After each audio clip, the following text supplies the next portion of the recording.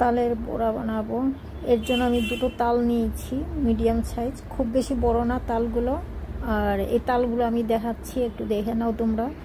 তাল কেনার সময় খয়েরি রঙের তালগুলো কিনবে না, একটু কালো রঙের দেখবে। এই ছিলকার উপরে একটু সাদা সুতো ভাব দেখা যায়, এই টাইপের তালগুলো তিতো হয় না আর ভালো হয়।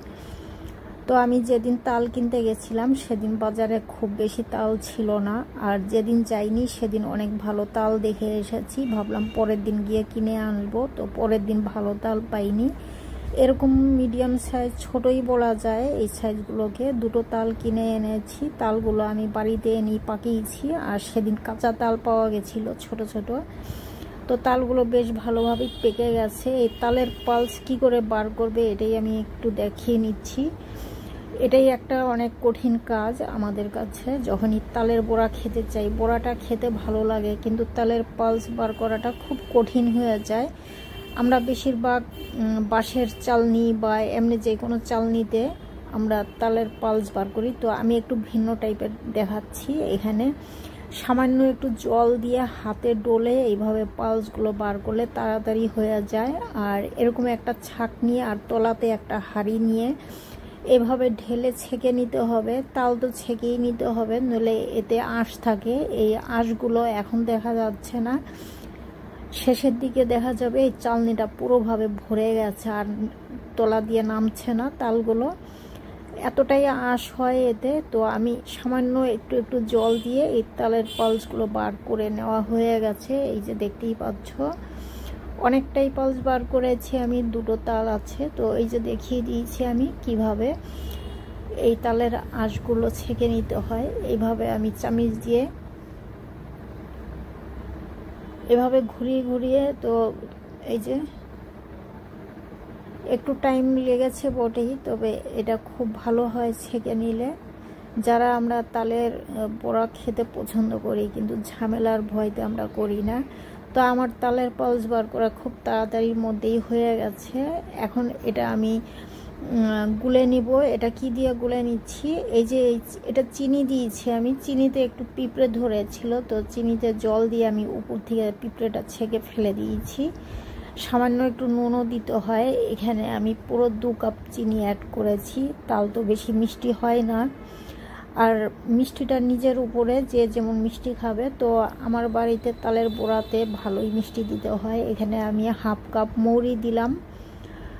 তো মৌরি দিলে এটা ভালো লাগে। মৌরিটা আমি শুরুতেই একটুখানি উষ্ণ গরম করে রেখেছিলাম, এতে ফ্লেভারটা ভালো পাওয়া যায়। আর এই তালের বড়াতে আমি চালের গুঁড়ি, সুজি বা ময়দা, এর কোনোটাই দেব না। আমি তালের বড়া বানাবো আটা দিয়ে। এই আটা হেলদি হয়, আমরা সবাই জানি।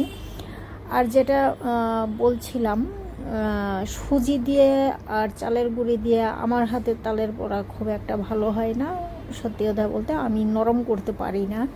তো আমি এখানে দুধ অ্যাড করে দিলাম। আমি 2 কাপ দুধ দিয়েছি এখানে, আর 5 চামচ আমি এখানে আটা দিয়েছি। তো ভালো মতো করে আমি ফিটে নিচ্ছি। শুরুতে আমি চামচ দিয়ে করেছি, তারপরে আমি এটা হাতেই আমি ফিটে নিলাম। আমি আরেকটু আটা অ্যাড করেছি। আমার মনে হচ্ছিল তালটা এই মিশ্রণটা একটুখানি পাতলা, তো একটু আটা অ্যাড করলে ভালো হবে। তাই আমি আরও 1/2 কাপের মতো আটা দিয়েছি। 5 চামচ আরও 1/2 চামচ, 5.5 চামচ আমি এখানে আটা অ্যাড করেছি। আমি এতে নারকেল অ্যাড করিনি, চাইলে তোমরা নারকেল অ্যাড করতে পারো। আমি প্রত্যেকবার নারকেল দিয়ে বানাই, তো এবার আমি নারকেল ছাড়াই বানিয়েছি। এই তো আমার মিশ্রণটা হয়ে গেছে। আমি আধা ঘন্টার জন্য রেস্টে রেখেছিলাম। এখন আমি এটা বড়াগুলো ভেজে নিব। প্রথমেই আমি এই কড়াইটা প্রিহিট করে নিয়েছি, আর এখানে তেল দিয়ে দিলাম। এই যে একটা দিয়ে আমি ট্রাই করছি, এখনও গরম হয়নি, হয়ে যাবে এক্ষুনি। তো তেল আমার গরম হয়ে গেছে, খুব বেশি টাইম লাগে না তেল গরম হতে। কড়াই গরম হলে তেল গরম হতে একদমই টাইম লাগে না। আমি এইভাবে একটা একটা করে তেলের মধ্যে ছেড়ে দিলাম। তো তালের বড়া প্রত্যেকটা বড়াই আমার ভালো হয়েছে আর খুব ফুলেছে। যেহেতু আমি এটা হাতে খুব ফিটে নিয়েছি, তো এই মিশ্রণটা হাতে ফিটে নিতে হবে। খুব ভালো হয় হাতে ভালো করে ফিটে নিলে। আর আধা ঘন্টার মতো আমি রেস্টে রেখেছিলাম, যার জন্য আমার প্রত্যেকটা তালের বড়া খুব ভালো ফুলেছে। এই তো আমি নামিয়ে দিচ্ছি।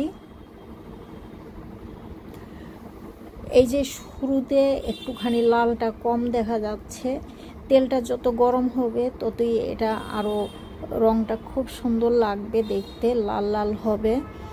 তো এই প্রথম ব্যাচ আমি দিয়েছি, প্রথমবার দিলাম বলে এটা এরকম। প্রথমবারটা তো পারফেক্ট হয় না, কারো হাতেই হয় না, যে কোনো পিঠে বলো, বড়া বলো, পেঁয়াজি বলো, প্রথমটা একটু কম লালই হয়। তো সেকেন্ড ব্যাচটা দিলাম। এই যে এক পাশ ভালোভাবে হলে এটা নিজের থেকেই তেলের উপরে উঠে যাবে। তো এইভাবে আমি সব বড়াগুলো ভেজে নিলাম, এটাই আমার লাস্ট ছিল। তো কালারটা দেখতেই পাচ্ছ কত সুন্দর হয়েছে।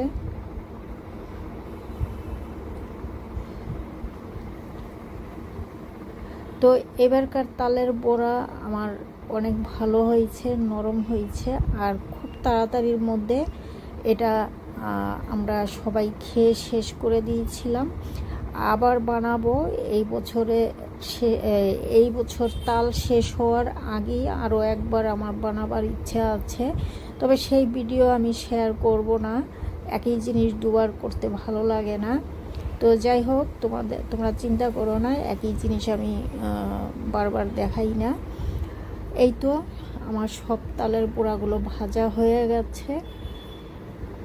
আমার এই তালের রেসিপি কেমন হয়েছে তোমরা প্লিজ কমেন্টস করে জানাবে, আর তোমরা হাইপস করবে ভুলবে না। আজকের মতো এখানেই, আবার